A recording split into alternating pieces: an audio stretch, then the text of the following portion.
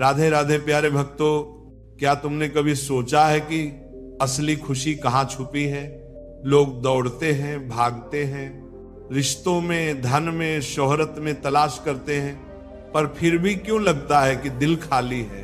क्यों हर उपलब्धि के बाद भी बेचैनी रह जाती है?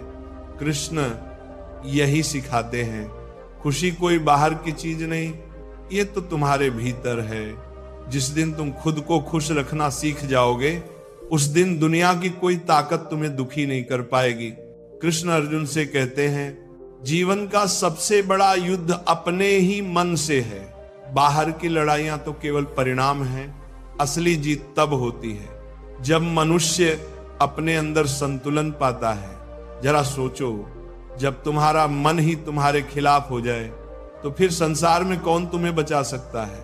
और अगर तुम्हारा मन तुम्हारे साथ खड़ा हो जाए तो फिर कौन तुम्हें हरा सकता है? लोग कहते हैं, वह मुझे दुख दे गया, वह मुझे धोखा दे गया, पर कृष्ण कहते हैं, दुख देने वाला कोई और नहीं, तुम्हारी उम्मीदें और तुम्हारी अपेक्षाएं हैं। अगर तुम सीख जाओ कि कैसे हर परिस्थिति में खुद को संभालना है, तो फिर किसी का व्यवहार तुम्हें तोड़ नहीं पाएगा। जीवन की असली कला यही है, खुद को खुश रखना। कभी एक पल ठहरो और सोचो, क्या खुशी सच में उन्हीं चीजों में है जो तुम्हारे पास नहीं है, या फिर खुशी उस संतोष में है जो अभी इस क्षण तुम्हारे पास है? कृष्ण का संदेश स्पष्ट है, जो मिला है वही पर्याप्त है, क्योंकि ईश्वर ने वही दिया है जो तुम्हारे लिए सही है। तो क्यों ना आज से शिकायत छोड़कर आभार व्यक्त किया जाए।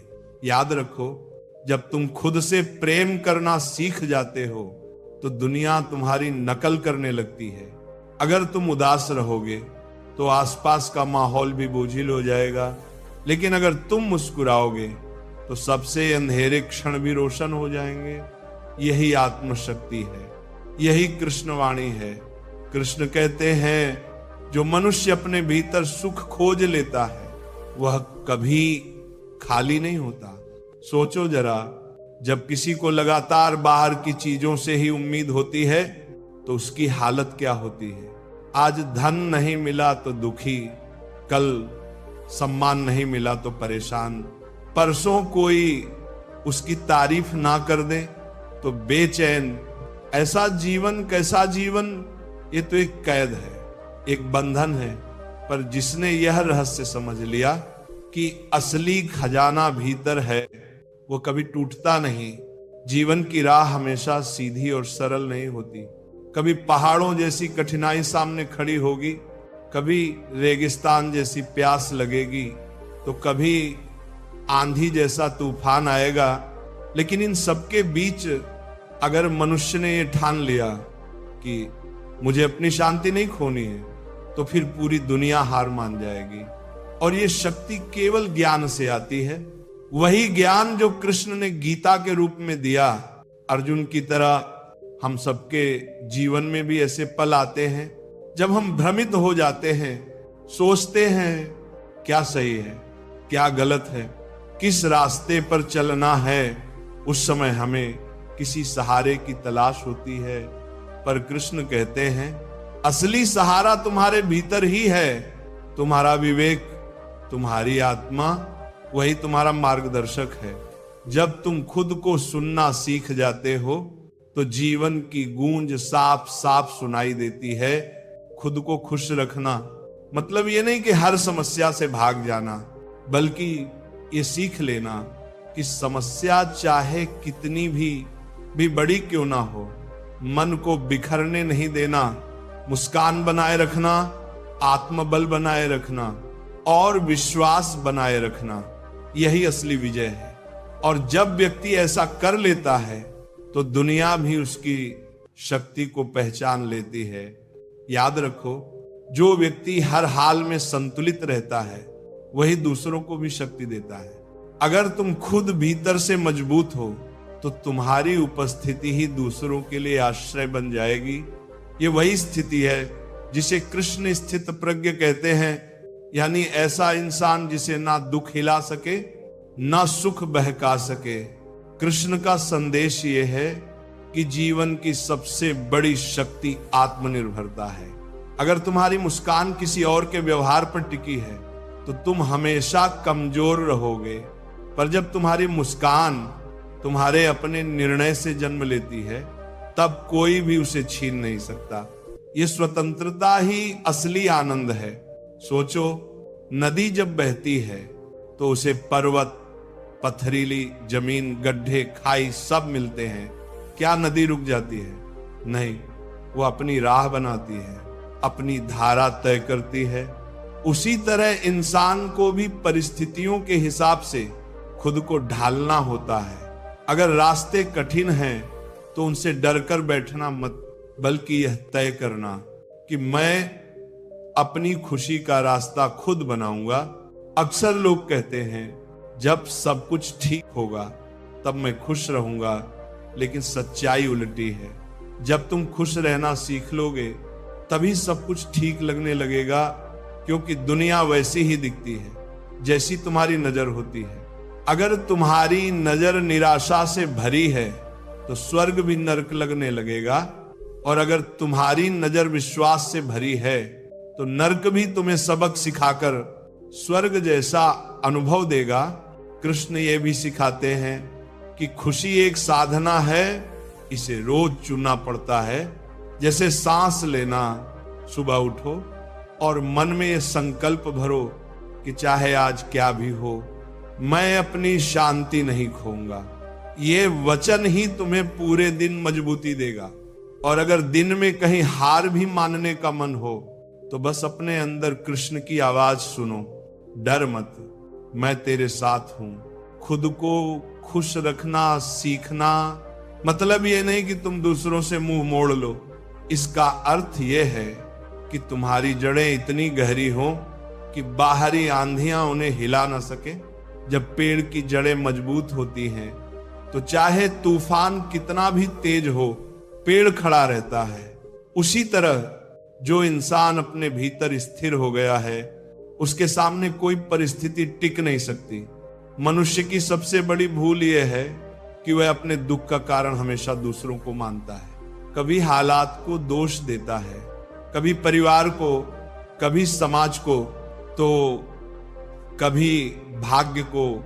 लेकिन गीता में कृष्ण ने स्पष्ट कहा है, तुम्हारा सुख दुख तुम्हारे अपने विचारों से तय होता है।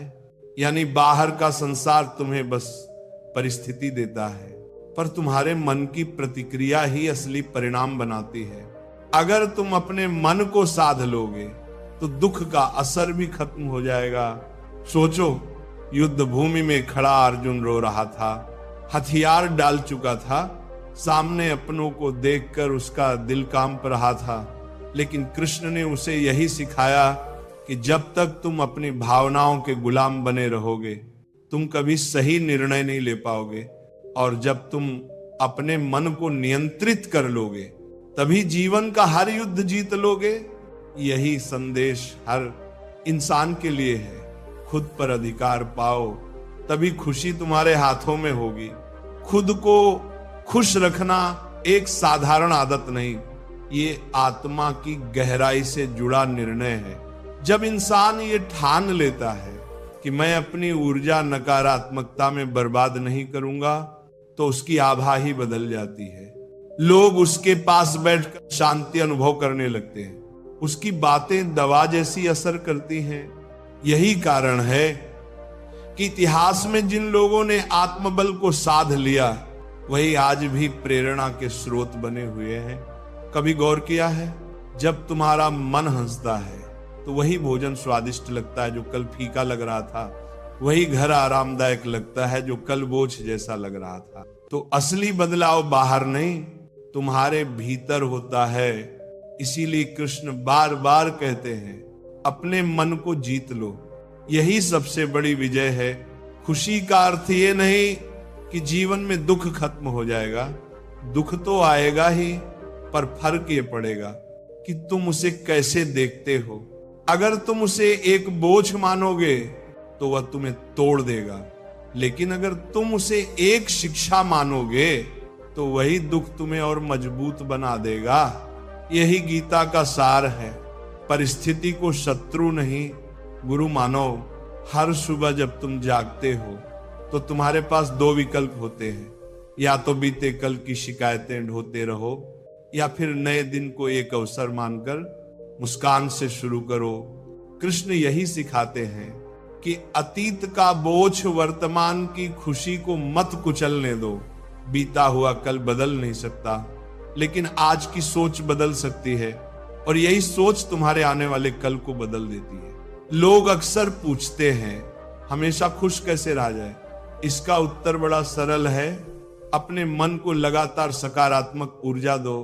जैसे शरीर को रोज भोजन चाहिए, वैसे ही मन को रोज अच्छे विचार चाहिए। अगर तुम मन में कड़वाहट, ईर्ष्या, तुलना और शिकायत भरते रहोगे तो तुम्हारा चेहरा चाहे बाहर से हंसता रहे, भीतर से तुम खोखले होते जाओगे। लेकिन अगर तुम आभार, संतोष और विश्वास भरोगे तो जीवन का हर पल दिव्य लगेगा। याद रखो, सुख बाहर की वस्तुओं से आता है, पर शांति भीतर की अवस्था से। जब कोई वस्तु मिलती है तो क्षणिक सुख मिलता है, पर उसका असर जल्दी खत्म हो जाता है। मगर जब तुम भीतर स्थिर रहते हो तो परिस्थितियां चाहे जैसी हों, तुम्हारी शांति नहीं डगमगाती। यही स्थिरता असली आनंद है। यही कारण है कि कृष्ण कहते हैं योगी वही है जो हर परिस्थिति में संतुलित रहे। कभी यह भी सोचो, लोग तुम्हें जैसा समझते हैं वैसा होना जरूरी क्यों है? तुम्हारा जीवन तुम्हारा है, तुम्हारी मुस्कान तुम्हारी है। अगर तुम दूसरों की परवाह करते करते अपनी आत्मा को दुखी कर लोगे तो अंत में कुछ भी हाथ नहीं आएगा। इसलिए खुद के साथ न्याय करो, अपने मन की सुनो, अपनी आत्मा का सम्मान करो। यही आत्मसम्मान धीरे धीरे आत्म सुख में बदल जाता है। खुद को खुश रखने का मतलब है हर परिस्थिति को अवसर में बदलना। अगर जीवन ने तुम्हें कठिन राह दी है तो समझ लो वो तुम्हें मजबूत बनाने का प्रयास कर रहा है। अगर जीवन ने तुम्हें अकेला कर दिया है तो समझ लो वह तुम्हें अपने असली स्वरूप से मिलाने की कोशिश कर रहा है। इस दृष्टिकोण से देखोगे तो हर दर्द में भी छुपा हुआ उपहार मिलेगा।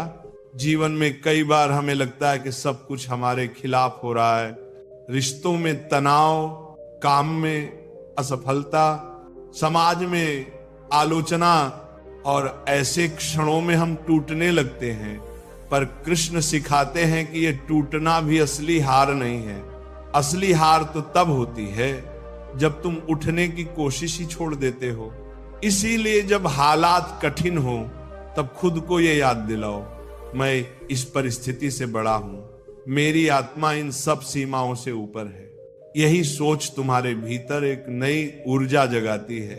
कभी कभी हम खुद को इतना कमजोर मान लेते हैं कि दूसरों की छोटी सी बात हमें दुखी कर देती है।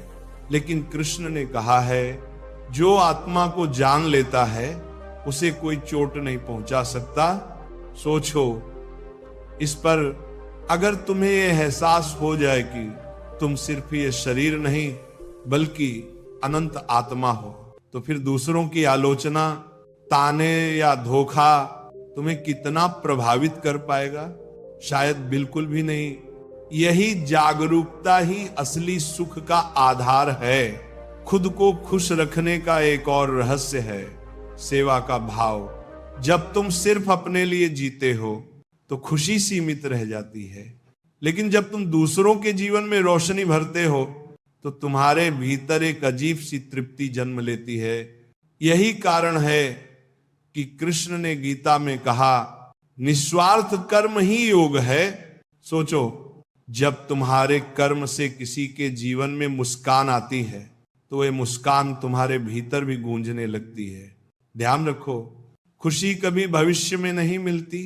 लोग सोचते हैं जब मुझे यह मिलेगा तब मैं खुश रहूंगा, पर सच यह है कि अगर तुम आज खुश रहना नहीं सीख पाए तो कल भी नहीं सीख पाओगे, क्योंकि भविष्य भी आज का ही विस्तार है। इसीलिए हर दिन, हर क्षण को उत्सव की तरह जीना ही असली साधना है। जीवन की सबसे बड़ी कला यही है। छोटी छोटी बातों में आनंद ढूंढना, सूरज की पहली किरण को देखना, पक्षियों की चहचहाहट सुनना, किसी जरूरतमंद की मदद करना, प्रियजनों से एक मुस्कान बांटना, यही पल असली धन है। जो इन्हें महसूस कर लेता है वही सच्चा धनी बनता है। और ये अनुभव वही कर सकता है जिसने खुद को भीतर से खुश रखना सीख लिया है। कृष्ण हमें यह भी बताते हैं कि मनुष्य की सबसे बड़ी शक्ति उसका निर्णय है। अगर तुमने यह ठान लिया कि मैं हर हाल में सकारात्मक रहूंगा, तो फिर दुख भी तुम्हारे सामने टिक नहीं पाएगा। जो इंसान अपने निर्णय पर अडिग रहता है वही जीवन को दिशा देता है, और जो अपने मन के बहाव में बहता रहता है वो हमेशा परिस्थितियों का गुलाम बना रहता है। सोचो जरा, अगर बारिश हो रही है तो दो इंसानों की प्रतिक्रिया अलग हो सकती है।